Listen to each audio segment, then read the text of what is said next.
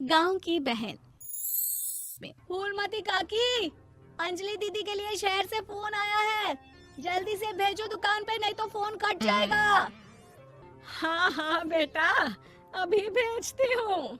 अंजलि बेटा, तेरे लिए शहर से फोन है, सब काम छोड़ के जल्दी जाके सुन ले, नहीं तो फोन कट जाएगा। हाँ माँ, अभी जाती हूँ, जरूर मीनाक्षी दीदी का फोन आया होगा। हाय अंजलि। नमस्ते दीदी, मेरा मतलब हाय, कैसी हो आप? यहाँ तो सब ठीक है। मामा मामी कैसे हैं? तू कैसी है? मेरे तो एग्जाम्स होने वाले हैं, हर रोज कॉलेज जाना पड़ता है, lectures, extra classes, private coaching. ओ मैं तो इतना थक जाती हूँ, क्या बताऊँ। आपकी कॉलेज वाली बहन जी आपको इतना पढ़ाती है, तो घर कब जाती हैं आप दीदी? अरे नहीं नहीं, ये सब सिर्फ मेरी प्रोफेसर नहीं पढ़ाती, मैं अलग से दूसरे टीचर्स के पास भी पढ़ने जाती हूँ। दीदी फिर तो आप बहुत थक जाती होगी ना, आप ना पैदल मत जाया करो, टांगा ले लिया करो दीदी। नहीं मेरी भोली बहन, ना मैं पैदल जाती हूँ, ना ही यहाँ टांगा मिलता है, मैं बस से जाती हूँ और थोड़ी दूरी के लिए रिक्शा ले लेती हूँ। सच्ची? वहाँ पर टांगे नहीं बस चलती है? वाह, वो भी हर रोज? हमारे गांव में भी बस आती है, दिन में 2 बार। यही तो खास बात है शहर की, यहाँ बसें पूरा दिन दौड़ती हैं सड़कों पर, और सिर्फ बसें ही नहीं, कार, स्कूटर और ट्रक भी, और तो और थोड़ी दूरी पर तो हवाई जहाज भी है, जहाँ से हवाई जहाज आसमान में उड़ते हैं। अच्छा दीदी, मैं फोन रखती हूँ, बुआ जी फूफा जी को मेरा नमस्ते कहना। हाँ माँ, हम लोग शहर में क्यों नहीं रहते? बुआ जी, फूफा जी और मीनाक्षी दीदी तो शहर में ही रहते हैं। अरे क्योंकि तेरे बुआ जी की शादी शहर में हुई थी, इसलिए बेटा। शादी से पहले वो भी तेरे पापा और दादा दादी के साथ गांव में ही रहती थी। तो फिर माँ, मुझे शहर भेज दो ना, मैं भी शहर देखना चाहती हूँ। इतनी बार मीनाक्षी दीदी से शहर के बारे में सुन चुकी हूँ, अब मैं भी वहाँ जाकर देखना चाहती हूँ। बस आप मुझे शहर भेज दो। ठीक है, इस बार गर्मियों की छुट्टियों में कुछ दिन रह आना शहर, अपनी बुआ के घर। अब तो खुश ना? हाँ माँ, बहुत खुश। आप देखना मैं शहर जाके कितने मजे करती हूँ। अंजलि अगले दिन स्कूल जाती है और वहाँ अपने सारे दोस्तों को अपने शहर जाने की बात बताकर चिढ़ाती है। अरे श्रद्धा, शीतल, सरोज, तुम लोग इन गर्मियों की छुट्टियों में कहाँ जा रही हो?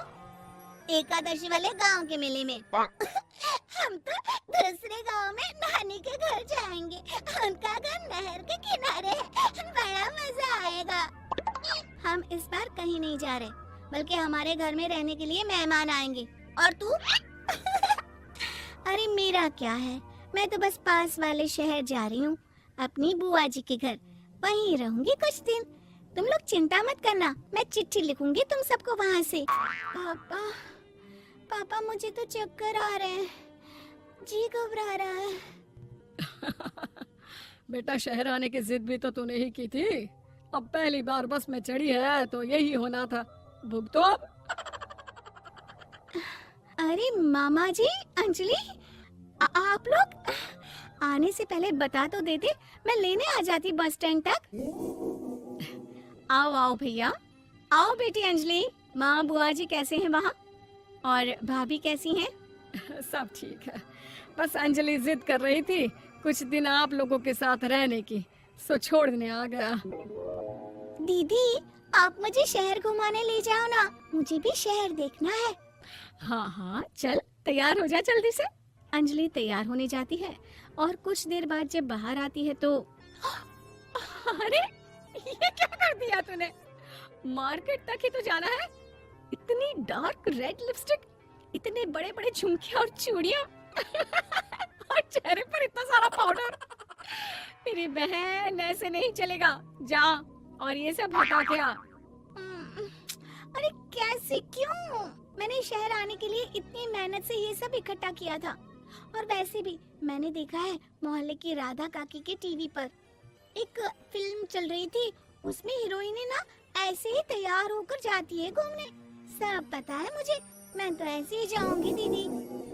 अंजलि शहर की चकाचौंध को देखकर बहुत हैरान और खुश होती है। ऊंची ऊंची इमारतें, सड़क पर दौड़ती गाड़ियाँ, बड़ी बड़ी दुकानें, उसके एक्साइटमेंट का ठिकाना नहीं था।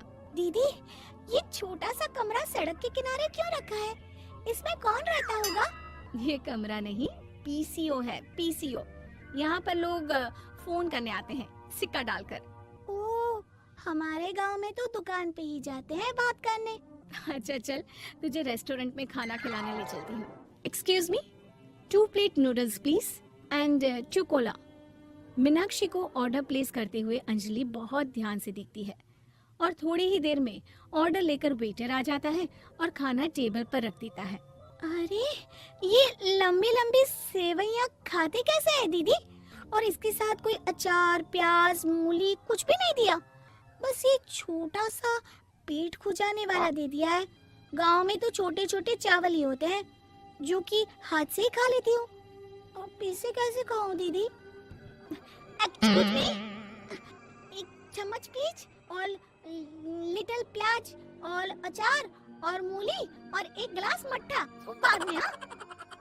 अब ये सब सुनकर आसपास बैठे लोगों को हंसी आ जाती है।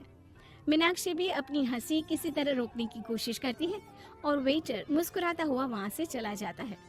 अंजलि समझ नहीं पाती कि सब किस बात पर हंस रहे थे, लेकिन वो छिप जाती है। दीदी, मुझे लगता है कि मुझे इन सेवइयों को ऐसे ही खा लेना चाहिए, इसी पेट खुजाने वाले कांटे के साथ। एक काम कर, तू मुझे खाते दे, जैसे मैं खाऊं तो भी वैसे ही खा ले। ठीक है दीदी। अंजलि खाते खाते नूडल्स में सिरका ज्यादा डाल देती है, फिर ऊपर से नमक दानी से खेलते हुए काफी नमक भी अनजाने में छिड़क लेती है। अरे ये क्या क्या खा लिया? अरे हाय हाय, कितना कड़वा है। पानी पानी, ये काला शरबत ही पी लेती हूँ। और जल्दबाजी में अंजलि जल्दी जल्दी कोला पी लेती है, जिससे उसके नाक में झंझनाहट होती है। दीदी, मुझे ले चलो यहाँ से, मैं ये सब शहरी खाना नहीं खा सकती। अब शर्म के मारे मीनाक्षी अपनी बहन को वापस घर ले जाती है और कहती है कि देख अंजलि, माना कि शहर और गांव एक दूसरे से बहुत अलग है, लेकिन इसका मतलब ये नहीं कि हमेशा शहर ही बेहतर हो और उस वजह से हमें वो सब करना पड़े जो हम नहीं कर सकते। शहर में सहूलतें तो हैं ही, पर चुनौतियां भी हैं। हम जहाँ भी रहें, हमें कभी अपने आप को कम या ज्यादा नहीं समझना चाहिए। और किसी भी नई जगह में ढलने में समय लगता है, उसके लिए तुम्हें दूसरों की नकल करने की कोई जरूरत नहीं है। बेटा, घूम लिया शहर या अभी और घूमना है? नहीं पापा, मैं अपनी गलती समझ गई हूँ, आप गांव ही ले चलिए मुझे।